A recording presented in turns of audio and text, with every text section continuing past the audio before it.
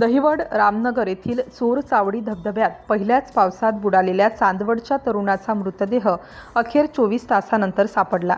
चांदवडच्या जलतरणपटूंचे जिगर 24 तासानंतर चोर चावडी धबधब्यात बुडालेल्या तरुणाचा मृतदेह बाहेर।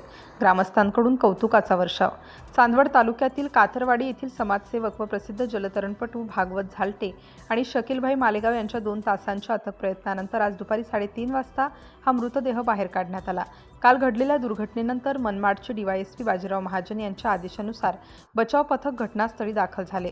भागवत झालटे आणि सहकारी एस यश व शकीलभाई शेख यांनी पाण्याच्या तीव्र प्रवाहात 2 तास उतरून शोधकार्य केलं। अखेर आज दुपारी 3:30 वाजता त्यांना यश आलं आणि बेपत्ता तरुणाचा मृतदेह धबधब्यात सापडला।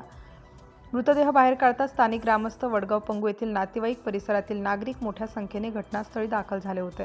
भागवत झालटे व शकीलभाई यांच्या धाडसाचे सर्वत्र कौतुक होत आहे।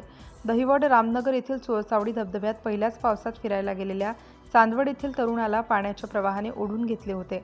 घटनेची माहिती मिळताच देवडा पोलीस निरीक्षक पी.आय. सार्थक नेहते यांनी घटनास्थळी धाव घेत बचाव कार्य सुरू केलं होतं। मृतदेह शवविच्छेदनासाठी देवडा ग्रामीण रुग्णालयात पाठवण्यात आला आहे। पुढील तपास देवडा पोलीस करीत आहेत। प्रशासनाने पावसाळ्यात धबधबे आणि नद्यांजवळ जाणे टाळावे असे पुन्हा एकदा आवाहन केले आहे। सिटी इंडिया न्यूजसाठी प्रतिनिधी सुरेखा गांगुर्डे, देवडा।